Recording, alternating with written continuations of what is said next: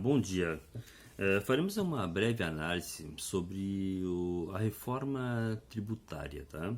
Hoje que está em voga a reforma tributária nacional.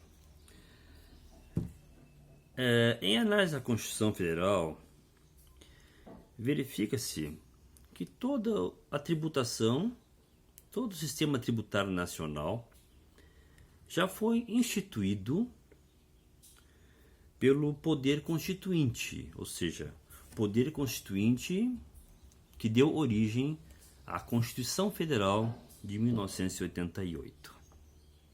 Poder constituinte, portanto, poder originário. Tá? O sistema tributário nacional foi instituído pela Constituição Federal. Aqui temos, por exemplo, a Constituição Federal de 88, tributos dos impostos da União, tá? Artigo 153 e seguintes, tá? Impostos dos estados do Distrito Federal, tá? Artigo 155, tá? Artigo 155.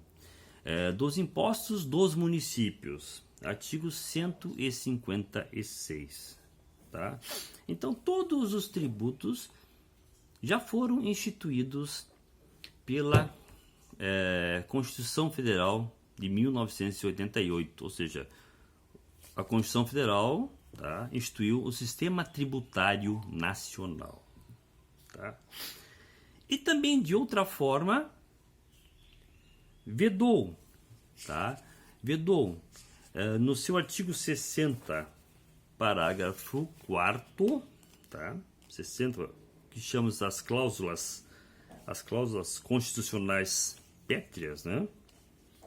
Instituiu que não será objeto de deliberação a proposta de emenda tendente a abolir, ou seja, inciso 1, a forma federativa de Estado, tá?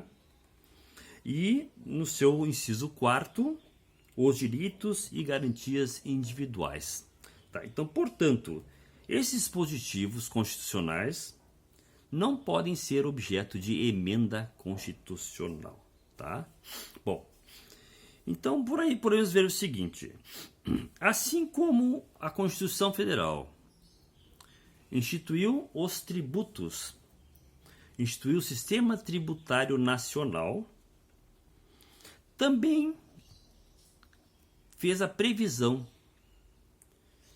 dos direitos e garantias individuais, como, por exemplo, o direito de propriedade. Tá? Que o que é a tributação? A tributação é uma forma de quê? É uma forma de abolir, dentro da lei, dentro da Constituição, parte do direito de propriedade. Ou seja, toda vez que se tributa, através de um processo tributário, um procedimento de processo tributário, um lançamento tributário, tá? O que se faz? Se transfere parte de receitas privadas para o setor público. Portanto, a tributação é uma limitação. É uma limitação legal, é uma limitação ao direito de propriedade. Tá? E o direito de propriedade é um dos direitos e garantias individuais, tá certo? Então, portanto, toda vez que se altera, eventualmente, um sistema tributário, se altera bases de cálculo, se altera fatos geradores, isso o quê? Isso se tributa o quê? Se tributa propriedade privada. Se tributa, ou seja, há uma limitação ao direito de propriedade, tá? Então, em sendo o direito de propriedade uma garantia e um direito individual, ele é insuscetível de ser abolido por meio de emenda constitucional. Portanto, uma emenda constitucional não pode alterar o sistema tributário nacional, tá? Aí falei sobre o aspecto do direito de propriedade. Também há um direito e uma garantia individual, que é o princípio da legalidade tributária. Não há tributo sem lei anterior que o defina. E neste caso, em se tratando de sistema tributário nacional, esta lei que se refere trata-se de Constituição Federal, ou seja, aquele ato, aquele objeto legislativo proveniente de um poder constituinte originário, tá? Então, se o tributo limita o direito à propriedade de forma legal, tá? Essa alteração, eventualmente, não pode alterar o sistema tributário nacional, tá? Atribuindo outros fatos geradores ou aqueles fatos que não estão previstos na Constituição Federal, pois o direito de propriedade é um dos princípios e garantias individuais, tá? Que é uma cláusula pétrea, ou seja, não pode ser objeto de emenda constitucional, tá? Por outro lado, tem-se também a forma federativa de Estado. Bom, toda vez que se eventualmente se altera, em tese, sistema tributário nacional, vai se alterar também a distribuição de receitas derivadas entre os entes federados, tá? Entre os entes federados. Portanto, esse é um aspecto de direito financeiro público, tá? Então, toda vez que se altera o sistema tributário, tá? Por via de consequência, também se altera o sistema, o modo, tá?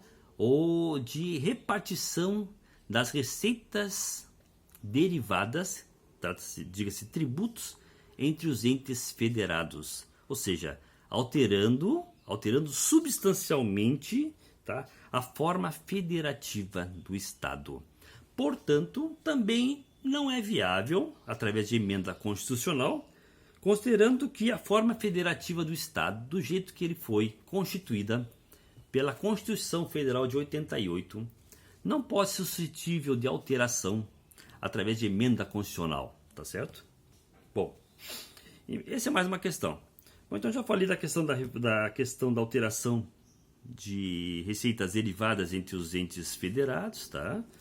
Que isso não pode ser objeto de emenda constitucional, sob pena de ferir o artigo 60, parágrafo 4º, inciso 1 da Constituição Federal.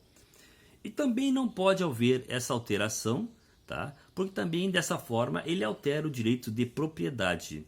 Então, através do artigo 60, o que é vedado pelo artigo 60, parágrafo 4º, inciso 4º, quando trata dos direitos e garantias individuais. Bom, o direito de propriedade, o princípio da legalidade diz o seguinte: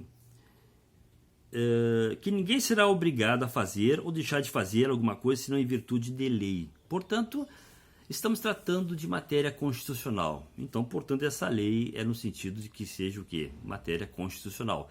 Porque se não se pode fazer alguma coisa, vai fazer alguma coisa, se não em virtude de uma lei, por exemplo, de uma lei complementar ou de uma lei ordinária, muito menos em relação à Constituição Federal, tá certo?